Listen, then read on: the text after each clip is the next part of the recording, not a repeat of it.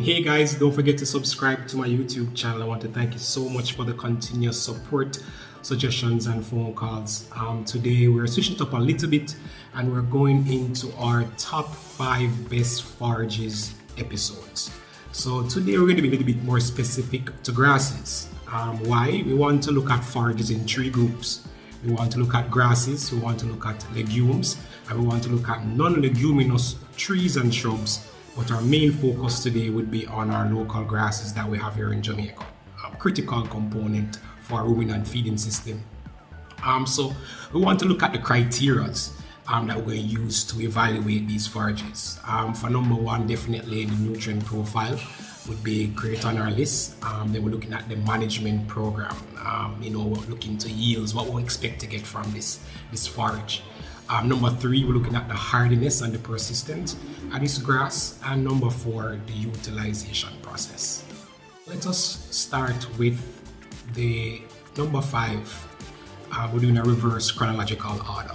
So number 5 on my list, and remember this list would be biased to my experience. Other persons might have a total different evaluation system for them, but I'm just using my experience since I've been looking at forages for quite some time. So number 5 on my list is definitely the Brachiaris species. And we're going to look at one of the hybrid varieties, Mulatto. You have the Mulatto 1 and the Mulatto 2. So let's look at the nutrient profile for Mulatto 1 or Mulatto 2. Based on some of my research I've been doing for some years now, I would say that the crude protein value would range between 8% to 15% crude protein. Good enough to maintain the animal at the lower end and very good at 15%. The NDF value, which we're talking about, the fiber that influence dry matter intake, rumen fill, and even the potential digestibility of this grass, we're looking between 45 to 60%. 45 will definitely be the better value that we want. We look at the management of this crop, regarding yields, what we expect. We expect to get about 8 to 15 tons per acre from this grass. You can plant this grass by seeds. Some of the improved varieties don't have viable seeds, so you have to keep buying back the seed.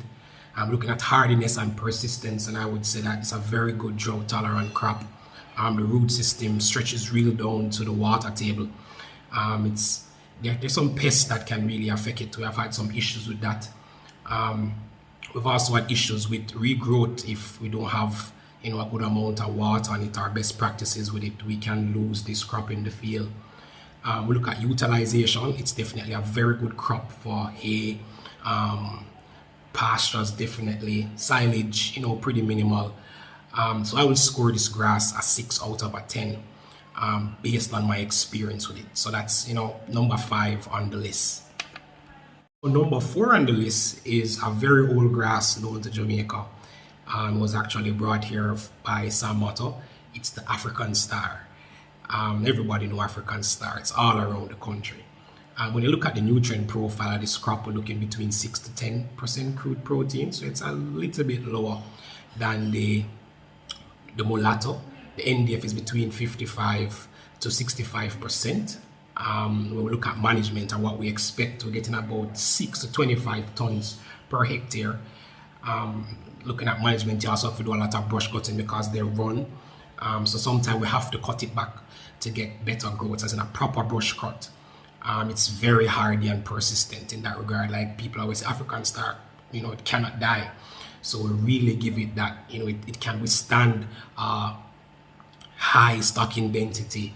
It drought tolerant, it fire tolerant. The animals can trample it and it will still come up. We're looking at utilization. I would say hay is one of the better ways, and definitely pastures. But I would give this one 6.5 out of 10. Why is it that I will give it that way? Is because how is it that we can plant it with the management system? Is that we can use cuttings and establish this pasture. It's a very cheap way to establish it compared to the Mulatto, where we have to be purchasing seeds to let it grow. And also with the Mulatto, we have had issues especially in Manchester during certain period where it affects the animal, what they call the Manchester wasting disease. Some of the Brachiaris species will cause that.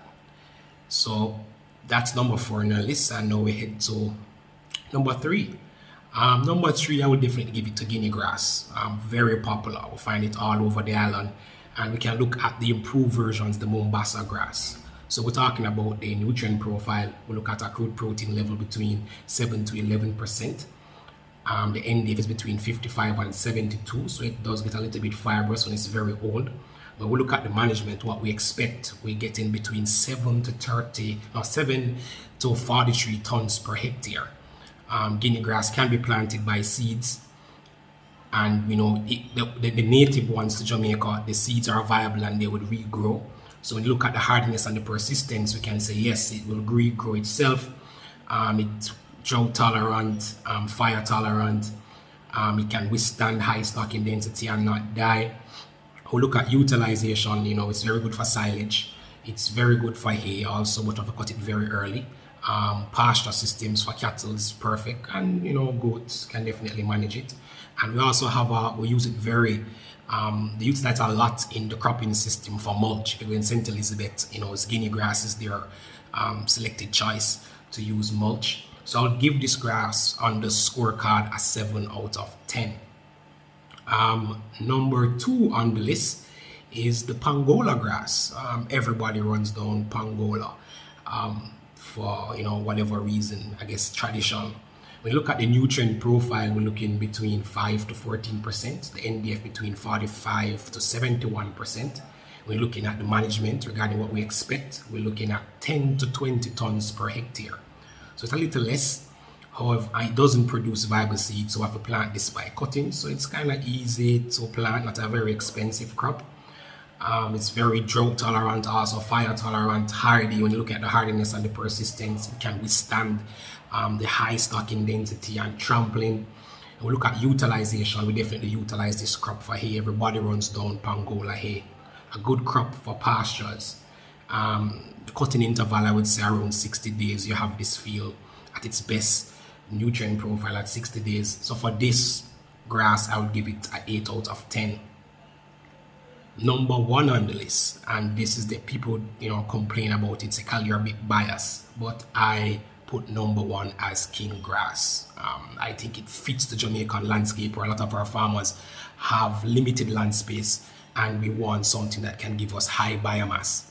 So we look at the nutrient profiles between 8 to 12%, NDF between 5 to 75.